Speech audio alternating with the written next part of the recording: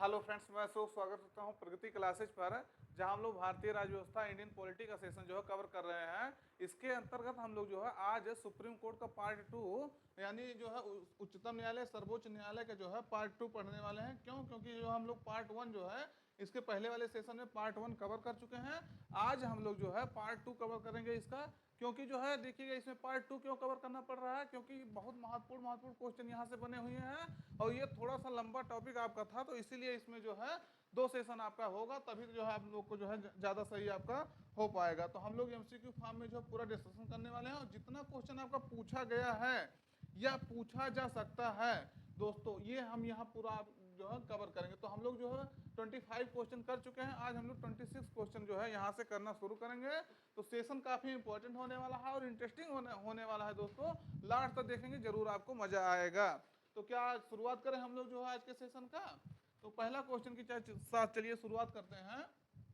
कह रहा निम्नलिखित में से जो है कौन सबसे पहली महिला वकील है जिनको जो है सीधे उच्चतम न्यायालय के न्यायाधीश के रूप में जो है नियुक्त किया गया था? तो who among the following is the first women. यहाँ क्या पूछ रहा? फर्स्ट वोमेन, पहली महिला कौन है?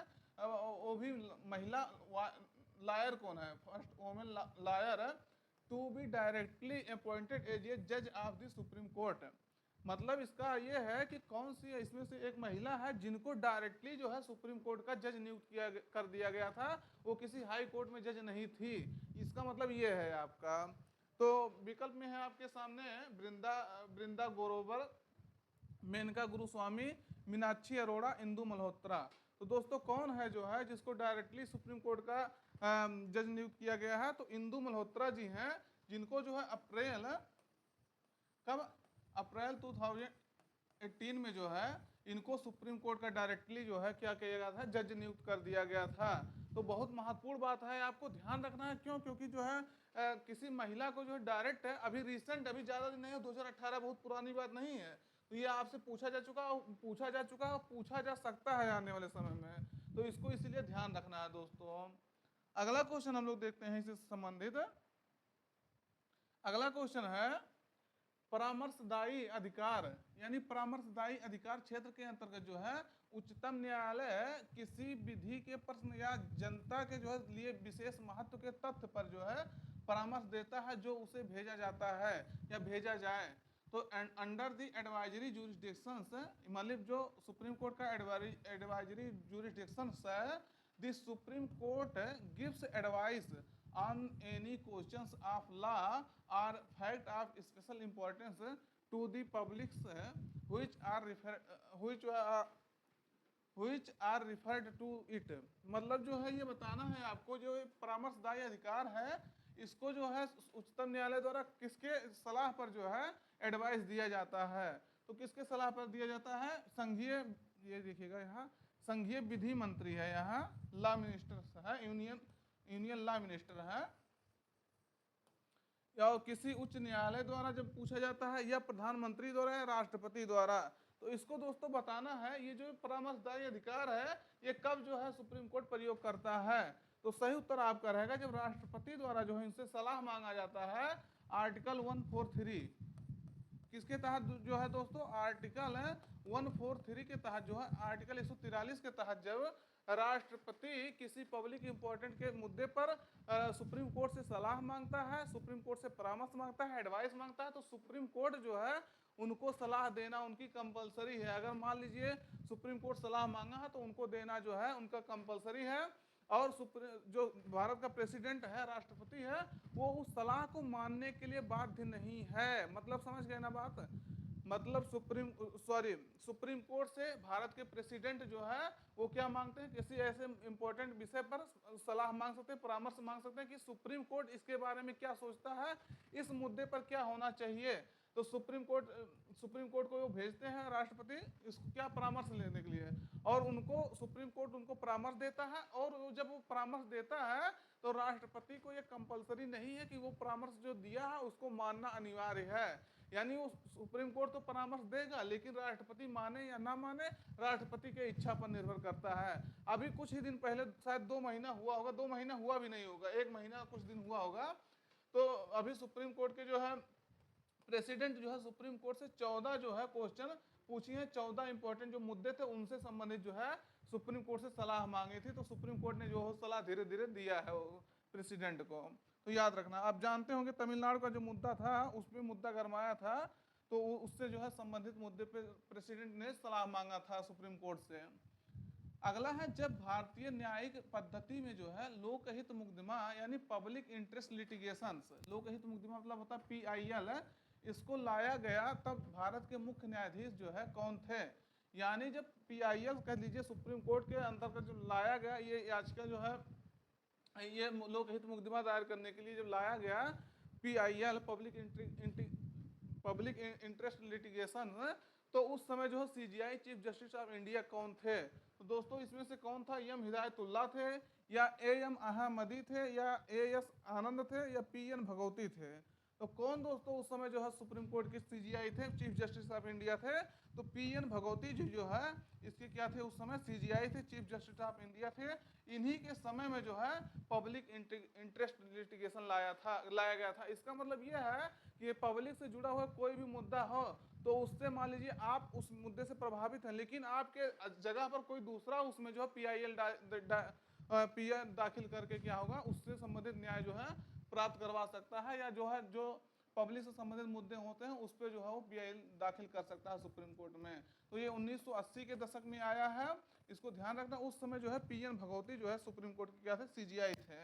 बहुत महत्वपूर्ण होता है, कभी इसको जो है जब सेशन बताएंगे तो इसके बारे में पूरा आपको बताया जाएगा।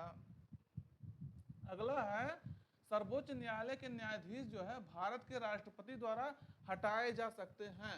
यानी तो द जजेस of the supreme court are removed by the president of India can गो।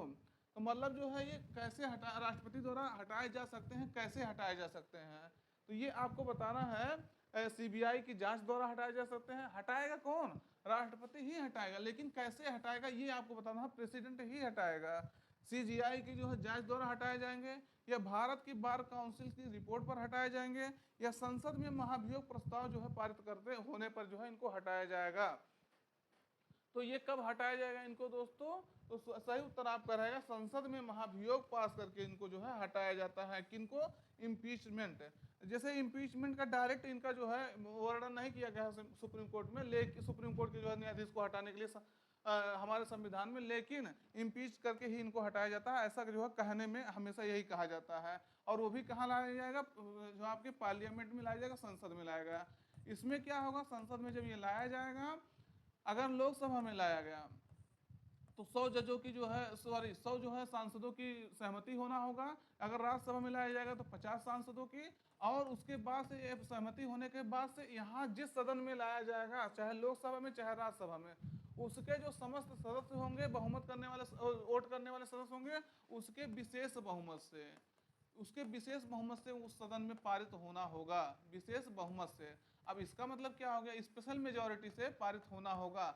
इसका मतलब होगा जितने सदस्य हैं और मतदान करने वाले सदस्य हैं उसके 2/3 जनसंख्या के वहां पारित होना चाहिए। अगर ये यही प्रोसेस फिर लोकसभा से फिर राज्यसभा में आया, यहाँ भी उसी जो पूरा सदस्य संख्या है लोकसभा के, उसके विशेष बहुमत स्पेशल मेजोरिटी यानी 2/3 मेजोरिटी से क्या होगा, पास होना होगा।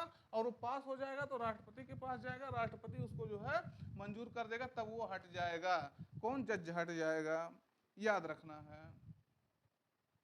अगला है, भारत में सबसे बड़ा अपीलीय न्यायालय कौन सा है। तो ये आपको बताना है क्वेश्चन 30 कि which is the highest appeal court in the India. तो कौन है, हाई कोर्ट है, सुप्रीम कोर्ट है, उपभोक्ता कोर्ट है या अंतर्राष्ट्रीय न्यायालय है। तो भारत में ये पूछ रहा है, भारत में सबसे बड़ा कोर्ट आपका जो है अपीलीय कोर्ट कौन सा है दोस्तों। तो ये आपको बताना है कौन सा है, विकल्प में आपको सही उत्तर लगाना है। सुप्रीम कोर्ट जो है सबसे बड़ा अपीलीय न्यायालय है। मतलब अपील करने का सबसे बड़ा न्यायालय कौन है, जैसे मान लीजिए जो लोअर कोर्ट होते हैं, आपको पता होगा हमारे यहाँ जो है कोर्ट का जो न्याय सिस्टम है वो जो है हायरार्किकल क्रम में है। वो जो है नीचे, जैसे यहाँ जनपद न्यायालय हो गया, कौन सा न्यायालय, जनपद न्यायालय, डिस्ट्रिक्ट कोर्ट हो गया, फिर यहाँ जो है हाई कोर्ट होता है, फिर यहाँ क्या होता है, सुप्रीम कोर्ट होता है।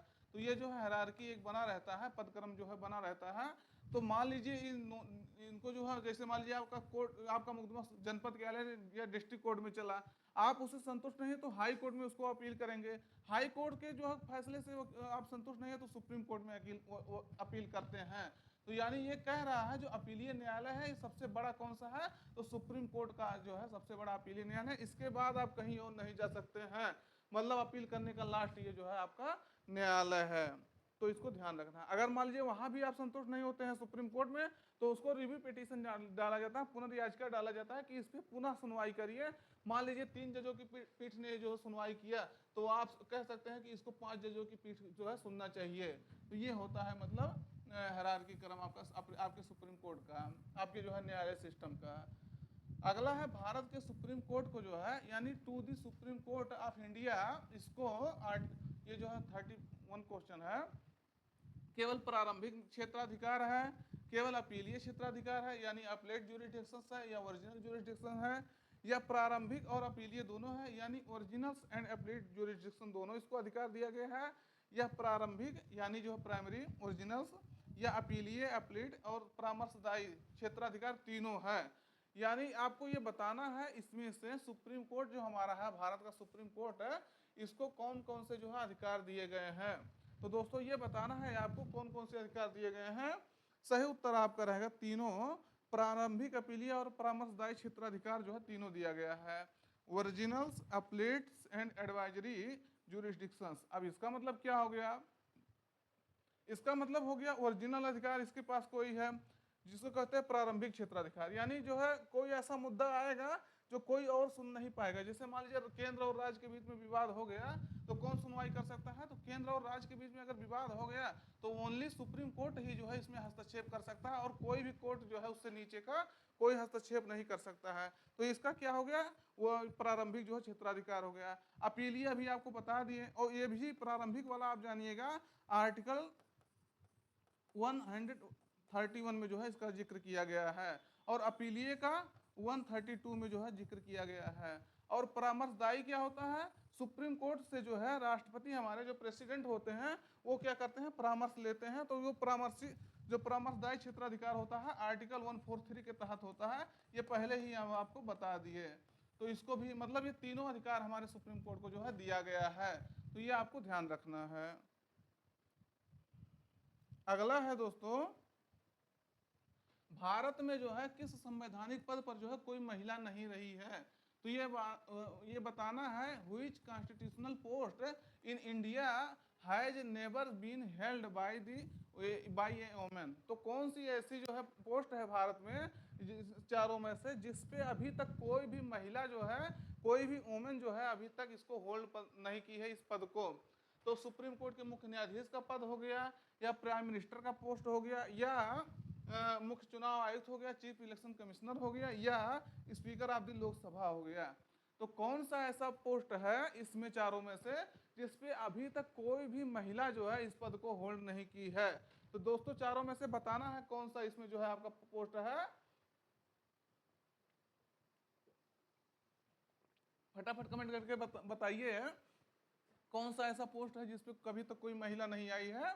तो सुप्रीम कोर्ट के मुख्य न्यायाधीश पर अभी जो है, यानी भारत में अभी तक कोई भी सीजीआई नहीं बनी है, वो भी वुमेन सीजीआई नहीं बनी है। ये देश के लिए एक बड़ी कह सकते हैं सोचने वाला विषय है कि भारत जो है 75 वर्ष से अधिक हो गया इसको स्वतंत्रता पाए हुए, अभी तक जो है सुप्रीम कोर्ट के मुख्य न्यायाधीश के रूप में किसी महिला को अपॉइंट नहीं किया गया है। और ये कहा जा रहा है 2027 में अभी जो वर्तमान में जो सुप्रीम कोर्ट के जो है इस समय जज हैं बीबी नागरत्ना। कौन है, बी नागरत्ना। ये जो है 2027 में हो सकता है, नहीं मतलब ये जान लीजिए अगर सब सही सलामत रहा तो 2027 में ये जो है सुप्रीम कोर्ट की क्या बनेंगी, सीजीआई बनेंगी, चीफ जस्टिस ऑफ इंडिया बनेंगी। तो ये एक बहुत बड़ी बात होती है कि अभी तक जो है भारत में अभी तक किसी भी जो है महिला द्वारा सीजीआई का पोस्ट नहीं होल्ड किया गया है। तो ये आपको ध्यान रखना है, मतलब अभी 26 में भी नहीं होगा, 25 चल रहा है, 26 में भी कोई महिला नहीं होगी सीजीआई, 27 में जो है ये बीबी नागरत्ना जो है ये होने वाली है, क्या होने वाली है, सीजीआई होने वाली है। अब कहेंगे आप पहले से कैसे जान रहे हैं, ये बात तो आपके मन में शायद हो सकता है थोड़ा बहुत आता हो ये आप पहले से बता रहे हैं कि जो 2027 में ऐसी जो है होने वाली है कंडीशन, बीबी नागरत्ना जो है सीजीआई होने वाली है। हाँ, तो ऐसे होता है दोस्तों।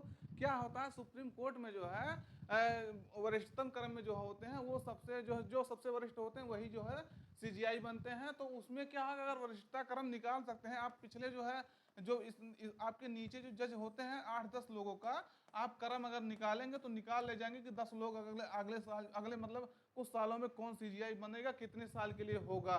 तो ये जो है उसमें जो है क्रम निकालेंगे तो आपको पता चल जाता है। तो इसको ध्यान रखना है। ये हमारे जो पत्रकार बंधु होते हैं वो जो है निकाल करके ये देते हैं, हम लोग नहीं निकाले हैं।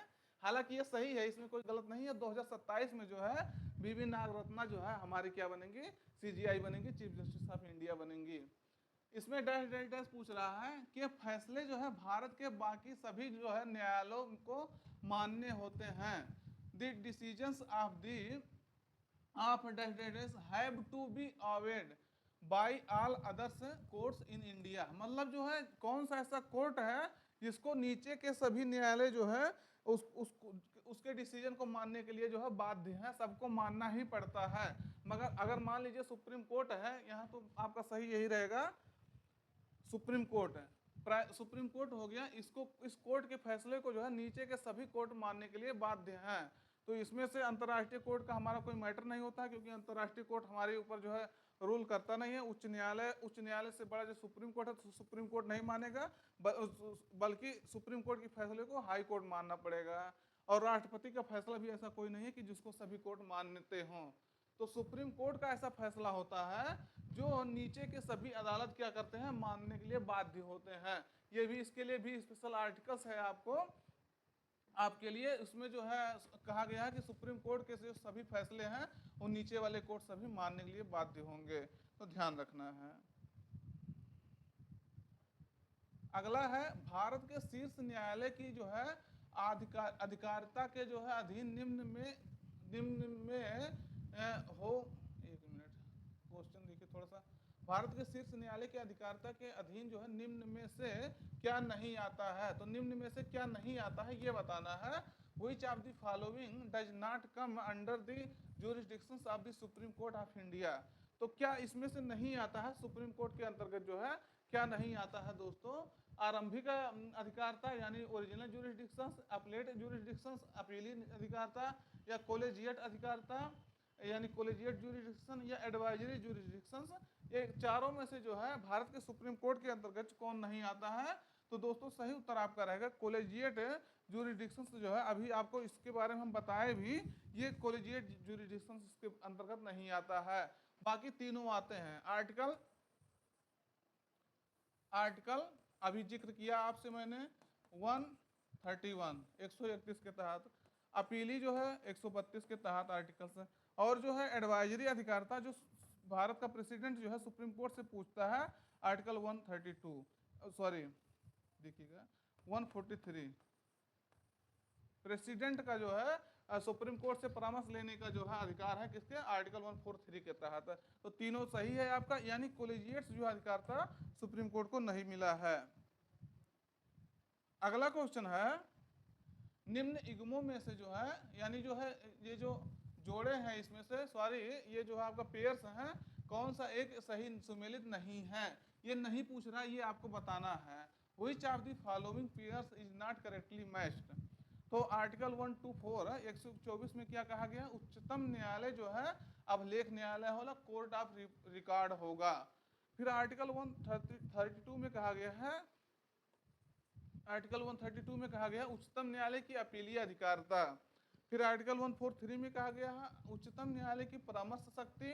या आर्टिकल 136 में कहा गया उच्चतम न्यायालय के द्वारा अपील के लिए विशेष इजाजत। तो ये दोस्तों जो है अभी हम आपको इसमें से बता दिए, अगर आप इसको ध्यान से देखे होंगे तो तुरंत आप जो है क्वेश्चन कर ले जाएंगे। क्यों, क्योंकि जो है मैं इसमें से लगभग चीज़ें सब आपको पिछले सेशन में देखेंगे और इस सेशन में तो मैं सब चीज़ें अब इसमें से आपको क्लियर कर चुका हूँ। लेकिन अब आप लोग को देखना क्या आपको जो है समझ में आ रहा है जो मैं पूछ रहा हूँ। तो देखिएगा आर्टिकल 124 में जो है सुप्रीम कोर्ट की स्थापना उसके जजों की नियुक्ति, उसको हटाने के लिए प्रोसेस, ये सब के बारे में जिक्र किया गया है। लेकिन अभिलेख न्यायालय के बारे में जिक्र नहीं किया गया है 124 में। ये जिक्र किया गया है आर्टिकल 129 में। 129 में कहा गया है सुप्रीम कोर्ट जो होगा अभिलेख न्यायालय होगा, कोर्ट ऑफ रिकॉर्ड होगा। इसका मतलब है सुप्रीम कोर्ट के सारे डिसीजन क्या होंगे, वो जो है लिखित होंगे, और नीचे के कोर्ट जो होंगे उसको उस डिसीजन को मानने के लिए जो है बाध्य किया जाएगा। मतलब वो जो है सुप्रीम कोर्ट ने कोई डिसीजन दे दिया तो नीचे के कोर्ट जो है उसको मानेंगे सभी डिसीजन। और यहाँ और एक ध्यान रखना है, उसके जो है अगर कोई भी व्यक्ति, इंडिया का कोई भी व्यक्ति सुप्रीम कोर्ट के केस का जो है, सुप्रीम कोर्ट के निर्णय का अवहेलना करता है, उसका जो है कह सकते हैं कि उसको जो है वायलेट करता है उसके नियम को, तो सुप्रीम कोर्ट के पास ये अथॉरिटी है कि उसको जो है सजा दे सकता है। कई बार देखे होंगे, एक आध केस में शायद आपको हो सकता है याद हो, सुप्रीम कोर्ट 1 रुपया भी जो है क्या है जुर्माना लगाया था दंड स्वरूप। किसी जो है पत्रकार थे या जो है नेता थे, शायद 2-3 साल का केस हो गया, ये केस बहुत हाईलाइट हुआ था, 1 रुपया का जुर्माना उनके ऊपर लगाया था। तो सुप्रीम कोर्ट के पास ये अथॉरिटी है कि उनको जो है क्या कर सकते हैं, जो है सजा दे सकते हैं अगर उसके जो है उसके नियम को वायलेट कर रहे हैं कोई। तो ध्यान रखना। और 132 आपको हम बता दिए जो है अपीलीय अधिकार था। 143 भी बता दिया, राष्ट्रपति की शक्ति है 143 जो सुप्रीम कोर्ट से क्या करने के लिए, परामर्श लेने के लिए। और 136 भी जो है अपील के लिए विशेष इजाजत होता है। मतलब जो है अगर नीचे के कोर्ट से आप संतुष्ट नहीं हैं, अगर आप जो नीचे के कोर्ट है उससे संतुष्ट नहीं है, उसके डिसीजन से संतुष्ट नहीं है, तो आप जो है सुप्रीम कोर्ट में अपील कर सकते हैं। तो ये ध्यान रखना है आपको। यानी आपका जो है तीनों सही होगा, पहला ही सिर्फ आपका गलत होगा। पहला क्या है आपका, तो पहला ये आपका मतलब सही हो जाएगा, वैसे ये आपका गलत है। तो यहाँ को सुमेलित नहीं है पूछ रहा, तो पहला सुमेलित नहीं है, क्योंकि यहाँ अगर आर्टिकल 129 होता तो आपका सही हो जाता। तो इसको ध्यान रखना है। अगला है मित्रों, सर्वोच्च न्यायालय की स्थापना के संबंध में जो है निम्न में से कौन सा कथन सही है। तो इसमें से पूछता है कौन सा सही है, तो ये आपको बताना है करेक्ट है कौन इसमें सुप्रीम कोर्ट के बारे में, इसके स्टेब्लिश से संबंधित जो है बारे में कौन सा सही है। तो कह रहा है कलकत्ता में सर्वोच्च न्यायालय की स्थापना 1773 के रेगुलेटिंग एक्ट के तहत जो है हुआ था। तो क्या ये बात सही है, जो कलकत्ता में सर्वोच्च न्यायालय की स्थापना हुई थी और रेगुलेटिंग एक्ट 1773 के तहत हुआ था, 1773 के तहत। तो ये पहला तो आपका क्या कह रहा सही है क्या। फिर कह रहा लेमेस्टर जो है इस न्यायालय के जो है प्रथम मुख्य न्यायाधीश थे। तो कौन सा सही है, तो पहला तो आपका सही है, क्योंकि जो है 1773 के तहत जो है जो एक्ट आया था उसके तहत जो है सुप्रीम कोर्ट का स्थापना हुआ था, कहाँ, कोलकाता में हुआ था। और जो है लेमेस्टर इसके सुप्रीम कोर्ट के इसके मुख्य न्यायाधीश नहीं थे। एल्जा जो है सर एल्जा एम्पे जो है, कौन, एल्जा एम्पे जो है इसके क्या थे, सीजीआई थे, मुख्य न्यायाधीश थे एल्जा एम्पे। और ये जो है 3 लोग इसमें से हाइड, लेमेस्टर, उसके बाद एक लोग और थे, 3 लोग जो है इसके क्या थे, न्यायाधीश थे। वो बल्कि जो है एल्जा एम्पे इसके क्या थे, मुख्य न्यायाधीश थे। तो ये आपका पहला यानी सही है, दूसरा आपका गलत है। तो आज इसमें से पूछ रहा है कौन सा सही है कौन सा गलत है, तो पहला है आपका क्या हो गया, सही हो गया। बाकी अगर दूसरा गलत हो गया तो ये भी गलत हो गया, ये भी गलत हो गया आपका, ये तो सही नहीं होगा क्योंकि एक इसमें सही है। तो यानी आपका पहला आंसर जो है क्या हो जाएगा दोस्तों, सही हो जाएगा। और इसमें सही करेक्ट पूछा भी है आपका, यानी जो है यहाँ अगर एल्जा एम्पे दे दिया होता तो ये भी आपका सही हो जाता है। तो ये बात आपको ध्यान रखना है। अगला है उच्चतम न्यायालय का जो है परामर्शदायी बनाया गया है। तो जो है ये कह रहा थी supreme court has been made advisory. तो ये किसके तहत जो है सुप्रीम कोर्ट को जो है परामर्शदायी बनाया गया है। अगर दोस्तों इसको ध्यान से आप देख रहे होंगे तो 37 नंबर क्वेश्चन जो है आपका तुरंत आप सॉल्व कर लेंगे, तुरंत करेंगे ये जान लीजिएगा। तो आपको इसमें से बताना है किसको जो है एडवाइजरी जो है सुप्रीम कोर्ट को कौन सा आर्टिकल एडवाइजरी जो है पावर देता है।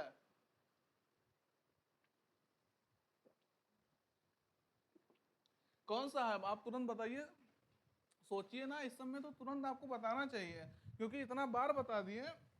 143 के बारे में तो आप लोग जानते होंगे वैसे, तो इसके बारे में जो है 143 के बारे में एडवाइजरी इसको पावर देता है। सुप्रीम कोर्ट जो है, सुप्रीम कोर्ट से जो है प्रेसिडेंट ऑफ इंडिया जो होता है, भारत का राष्ट्रपति जो होता है, वो सलाह ले सकता है, परामर्श ले सकता है आर्टिकल 143 के तहत।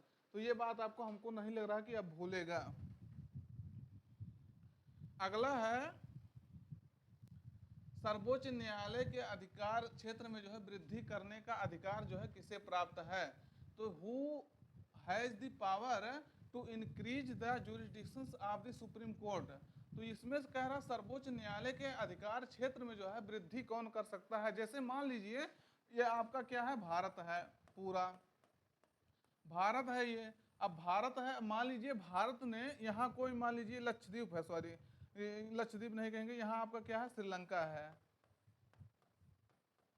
अगर श्रीलंका के में इसको जो है, श्रीलंका में इसका अधिकार क्षेत्र बढ़ा के करना है तो ये कैसे हो सकता है? यानी सीधे पूछ रहा है सर्वोच्च न्यायालय का अधिकार क्षेत्र में वृद्धि कौन कर सकता है? या मान लीजिए यहाँ नेपाल है आपका, अगर यहाँ तो ये नेपाल के क्षेत्र में अगर इसका जुरिस्डिक्शन बढ़ाना है, इसका अधिकार क्षेत्र बढ़ाना है, तो किसको ये पावर है कि सुप्रीम कोर्ट को जो है ये अधिकार मिल जाए कि ये जो है उसका और जो अधिकार क्षेत्र वो बढ़ जाए? तो सर्वोच्च न्यायालय को ये पावर है, या संसद को पावर है, या राष्ट्रपति को पावर है, या मंत्रिपरिषद को पावर है? तो इसमें से आप बताइए किसको पावर है सुप्रीम कोर्ट के जुरिस्डिक्शन को बढ़ाने का, उसके अधिकार क्षेत्र को जो है बढ़ाने का? तो किसको है दोस्तों? संसद को ये पावर दिया गया है। किसको दिया गया है? संसद को ये पावर दिया गया है, पार्लियामेंट को ये पावर दिया गया है। आर्टिकल 138 के तहत है। देखेंगे शायद ये आर्टिकल हो सकता है आपका थोड़ा सा कंफ्यूज हो जाए, क्योंकि ये आर्टिकल थोड़ा सा हमको कंफ्यूज कर रहा है, लेकिन आर्टिकल 138 में ही शायद है। हम किसको आपको कमेंट बॉक्स में नहीं होगा तो क्लियर कर देंगे, अगर गलत होगा तो वहां देख लीजिएगा, शायद 138 ही है। इसके तहत जो है क्या है, सर्वोच्च न्यायालय के अधिकार क्षेत्र को संसद ही बढ़ा सकता है। संसद को यह पावर है, संसद को यह पावर है क्या कि सुप्रीम कोर्ट के अधिकार क्षेत्र को बढ़ा और घटा सकता है, सॉरी घटा नहीं सकता है, वो बढ़ा सकता है। तो ये ध्यान रखना है। अगला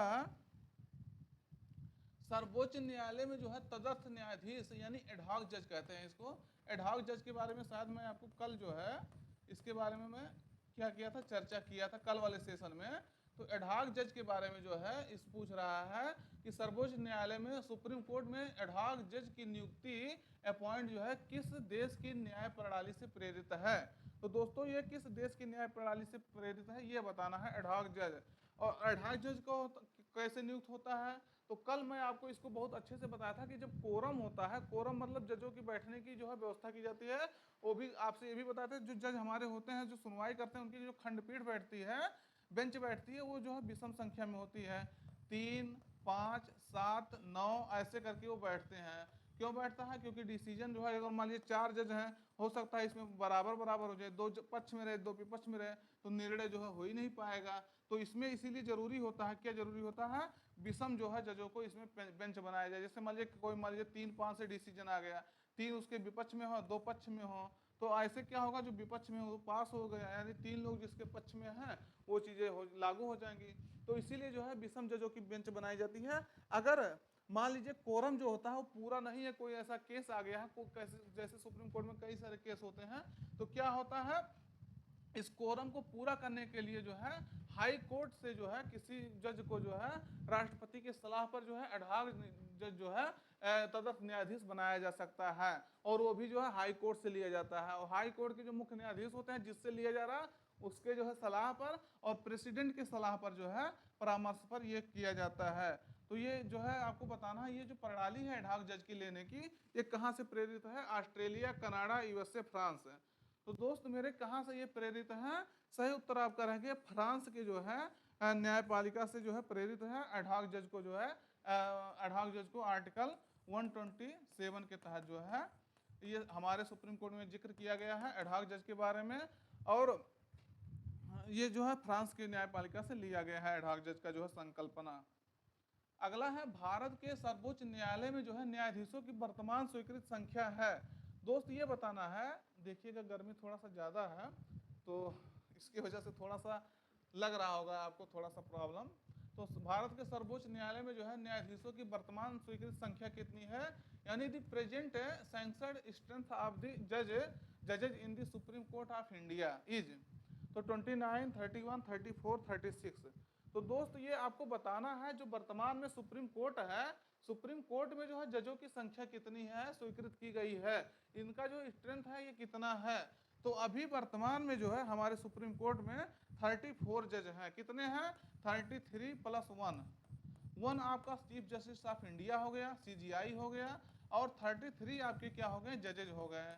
तो ये आपको ध्यान रखना, अभी वर्तमान में हमारे पास हमारे सुप्रीम कोर्ट में 34 जजों की संख्या है, जो शायद फुल भी है, एक आंख हो सकता है खाली हो, नहीं तो शायद फुल है।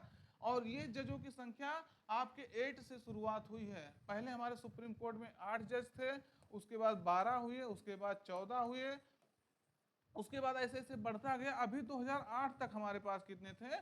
2008 तक हमारे सुप्रीम कोर्ट में जो है 30 न्यायाधीश थे, 30 + 1 31 न्यायाधीश थे। और 2019 में इसको जो है बढ़ा करके 2019 में इसकी संख्या बढ़ा करके 33 + 1 यानी 34 कर दिया गया है। वर्तमान समय में यानी हमारे सुप्रीम कोर्ट में जजों की संख्या कितनी है दोस्तों? जजों की संख्या 34 है। वो भी सुप्रीम कोर्ट के जो मुख्य न्यायाधीश होते हैं, CJI होते हैं, उनको अगर ले लिया जाए तब तो इसको आपको ध्यान रखना है। और संसद ही सुप्रीम कोर्ट के जो है जजों की संख्या घटाता और बढ़ाता है, संसद में अधिनियम ला करके ये किया जाता है। अगला है भारत के सुप्रीम कोर्ट में जो है न्यायाधीशों की संख्या में वृद्धि करने की शक्ति जो है किसमें निहित है?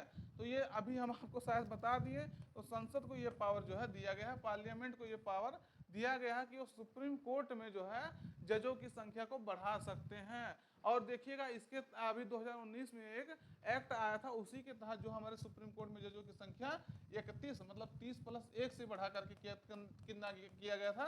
34 किया गया था। 34 मतलब कितना हो गया? 33 + 1 किया गया था। तो ये आपको ध्यान रखना है। कितना किया गया था दोस्तों? 33 + 1 किया गया था। यानी वर्तमान समय में सुप्रीम कोर्ट में जजों की संख्या 34 है। पिछली बार हम आपको अभी तुरंत बताए हैं इसके बारे में। और संसद को यह अथॉराइज करता है कि वो जजों की संख्या घटा और बढ़ा सकते हैं। अगला है सर्वोच्च न्यायालय का न्यायाधीश अपना पद त्याग सकता है पत्र लिखकर। ये जज of the supreme court can resign his post by writing a letter to मतलब ये पूछ रहा है किसको जो है सुप्रीम कोर्ट का जज जो है अगर उसको रिजाइन देना है तो किसको वो जो है रेजिग्नेशन लेटर लिख करके जो है अपना पद छोड़ सकता है। तो दोस्तों किसको दे सकता है? सही उत्तर आपका रहेगा विकल्प में आपके मुख्य न्यायाधीश को, राष्ट्रपति को, प्रधानमंत्री को, विधि मंत्री को। तो किसको दे सकता है वो रेजिग्नेशन लेटर? तो ये आपको किसको देता है? प्रेसिडेंट को जो है, राष्ट्रपति को जो है ये अपना रेजिग्नेशन देता है आर्टिकल 1242 के तहत। इनकी नियुक्ति, इनके जो है इनको हटाना, इस सबसे संबंधित जो है जिक्र इसमें किया गया है। तो आर्टिकल 124(2) के तहत जो है ये पावर दिया गया है। किसको पावर दिया गया? आर्टिकल 124(2) के तहत कि अगर कोई भी जज है सुप्रीम कोर्ट का वो रिजाइन लेना चाहता है तो वो राष्ट्रपति को जो अपना रिजिग्नेशन देगा।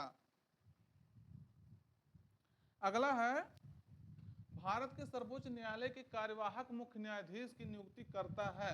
तो यानी आपका पूछ रहा है एक्टिंग चीफ जस्टिस, कार्यवाहक मुख्य न्यायाधीश की नियुक्ति कौन करता है? तो पूछ रहा है, ये आपको बताना है CJI करते हैं। यानी कौन करता? Who appoints the acting chief justice. Acting chief justice मतलब समझ रहे हैं कुछ समय के लिए इनका पद जो है ऐसे नहीं होता, ये कार्यवाहक के रूप में रहते हैं, कुछ समय के लिए रहते हैं, जब तक कोई अस्थाई पद इनका जो है कोई इस स्थान पे कोई अस्थाई नहीं आता है तब तक अस्थाई जो है कार्यवाहक कह सकते हैं मुख्य न्यायाधीश रहते हैं। तो who appoints the acting chief justice of supreme court of India? तो CJI करते हैं या राष्ट्रपति करते हैं या प्रधानमंत्री करते हैं या संसद करता है? तो कार्यवाहक मुख्य न्यायाधीश की नियुक्ति जो है ये हमारे प्रेसिडेंट जो है हमारे राष्ट्रपति करेंगे। कि कौन करेगा दोस्तों? हमारे राष्ट्रपति करेंगे। आर्टिकल्स 126 आर्टिकल 126 के तहत जो है ये जिक्र किया गया है। क्या किया गया है कि सुप्रीम कोर्ट में जो है एक्टिंग चीफ जस्टिस कार्यवाहक मुख्य न्यायाधीश जो है नियुक्त किए जा सकते हैं। तो ये आपको ध्यान रखना है। अगला है भारत के सर्वोच्च न्यायालय ने जो है किस वर्ष में न्यायाधीशों की नियुक्ति के लिए जो है कॉलेजियम व्यवस्था को अपनाया था? तो in which years did the supreme court of India adopt the collegium systems for the appointment of जजेज? तो विकल्प है 1993, 1996, 2000 या 2005। तो किसमें किया गया था दोस्तों, ये आप पहले बताइए, मैं अभी तो बता ही रहा हूँ आपको। कब किया गया था सुप्रीम कोर्ट में जो है कोलेजियम प्रणाली की जो है स्थापना? तो सही उत्तर आपका रहेगा 1993 में जो है, 1993 में जो है सुप्रीम कोर्ट में कोलेजियम प्रणाली आया था।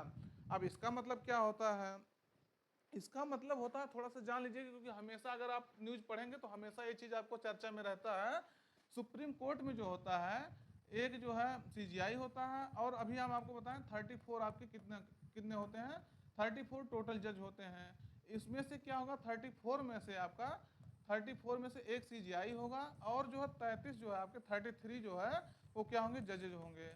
और इन जजों में से जो है सीजीआई सबसे वरिष्ठ होता है, सबसे जो है सीनियर होता है, और जजों में से जो है आपके क्या होंगे, 4 जज होंगे जो सबसे जो है वरिष्ठ होंगे।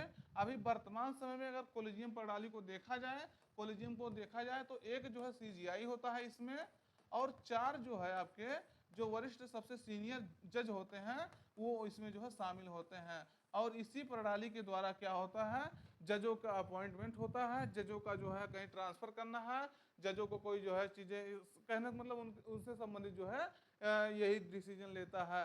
और ये जो है कोलेजियम है, ये राष्ट्रपति को रिकमेंड करता है कि राष्ट्रपति इनको जो है जज बनाए, इनको जो है जज के पद से ट्रांसफर करें, इत्यादि चीजें। तो मतलब कौन देखता है इसको, तो हमारे जो है कोलेजियम, हमारी कोलेजियम प्रणाली इसको देखती है। और कोलेजियम प्रणाली 1993 में जो है मतलब आया था, और जब ये आया था तब पहले इसमें एक जो है आपका सीजीआई होते थे, चीफ जस्टिस ऑफ इंडिया होते थे, और 2 इसमें जो है सीनियर जज होते थे। कौन होता था, जो है वरिष्ठ न्यायाधीश होते हैं, सीनियर जज होते थे। लेकिन दोस्तों यहाँ ध्यान रखना है, आपका 1994 में ऐसा कंडीशन आया, कई सारे केस आए, उसमें ये कहा गया जो एक सुप्रीम कोर्ट का मुख्य न्यायाधीश होता है, सीजीआई होता है, और जो 4 वरिष्ठतम न्यायाधीश होते हैं, सीनियर जो है जज होते हैं, यानी 5 लोगों से मिला करके हमारा कोलेजियम क्या होगा, बनेगा। तो यानी वर्तमान समय में अगर देखा जाए तो हमारे कोलेजियम में कितने लोग हैं, हमारे कोलेजियम में आपके जो है 5 मेंबर हैं, और 93 में पहली बार आया था। अगला क्वेश्चन है, भारत के सर्वोच्च न्यायालय में जो है निम्नलिखित में से किस प्रकार के न्यायाधीश जो है या न्यायाधीशों की नियुक्ति जो है अपॉइंट जो है, यानी जजेस की किस प्रकार के जजों की नियुक्ति की जा सकती है, अपॉइंट की जा सकती है। तो ये कौन सा जो है हमारे सर्वोच्च न्यायालय में वर्णन किया गया है, तो क्या तटस्थ न्यायाधीश की जो है एडहॉक जज की जो है एडहॉक जज का वर्णन किया गया है हमारे न्यायालय में, या अतिरिक्त जो है, ये देखिएगा 2 बार हो गया है यहाँ, या अतिरिक्त जो है न्यायाधीश या एडिशनल जज की जिक्र किया गया है। तो ये आपको बताना है दोस्तों, जो है सुप्रीम कोर्ट में जो है किसके बारे में जिक्र किया गया, सुप्रीम कोर्ट के बारे में। तो कह रहा पहला सही है, दूसरा गलत है, पहला गलत है, दूसरा सही है, पहला और दूसरा दोनों सही है, पहला और दूसरा दोनों गलत है। तो कौन सा सही है, अभी आपको हम बताएं, जो है हमारा सुप्रीम कोर्ट जो है एडहॉक जज की जो है नियुक्ति के बारे में जिक्र करता है। आर्टिकल कौन सा था, 127 127 के तहत जो है एडहॉक जज जो है नियुक्ति के, एडहॉक जज की नियुक्ति के बारे में जिक्र करता है। वहीं अतिरिक्त न्यायाधीश एडिशनल जज के बारे में हमारा सुप्रीम कोर्ट जो है वर्णन नहीं करता है। आर्टिकल 224 आर्टिकल 224 के तहत जो है हमारे हाई कोर्ट में जो है, कहाँ हाई कोर्ट में जो है, कहाँ हाई कोर्ट में एडिशनल जज या अतिरिक्त जज या अपर न्यायाधीश जो है इनकी नियुक्ति के बारे में जो है जिक्र किया गया है। यानी सुप्रीम कोर्ट में आपके सुप्रीम कोर्ट में, सुप्रीम कोर्ट ऑफ इंडिया में आपके जो है एडिशनल जज के बारे में जिक्र नहीं किया गया है, मतलब एडिशनल जज सुप्रीम कोर्ट में नहीं हो सकते हैं। ये एडिशनल जज अगर होना होगा तो कहाँ होंगे, आपके हाई कोर्ट में होंगे, आर्टिकल 224 के तहत। तो यानी आपका दूसरा गलत हो गया, पहला आपका सही हो गया, तो पहला आपका उत्तर सही हो जाएगा। तो दोस्तों इसको ध्यान रखना है। तो देखिएगा हम लोग जो है आज हम लोग क्या पढ़ चुके हैं दोस्तों, सुप्रीम कोर्ट का जो है चैप्टर, सुप्रीम कोर्ट का जो चैप्टर था वो हम लोग एमसीक्यू फॉर्म में पूरा कवर कर चुके हैं। अब अगला सेशन हम लोग जो है हाई कोर्ट को निशाना बनाएंगे, और हाई कोर्ट में जो है, हाई कोर्ट थोड़ा छोटा टॉपिक रहेगा, एक सेशन में हम लोग जो है हाई कोर्ट से संबंधित जितने भी क्वेश्चन होंगे उसको हम लोग पूरा कवर करेंगे। तो फिर मिलते हैं नए सेशन में, तब तक आप जो है जो क्वेश्चन जो है पूछा गया उसको देखते रहिएगा। जो अगर इसको सॉल्व कर लेंगे तो आने वाले एग्जाम में आप बहुत कंफर्टेबल फील करेंगे। तो फिर मिलते हैं नए सेशन में, तब तक अपना पढ़ाई जारी रखिएगा। Thank you.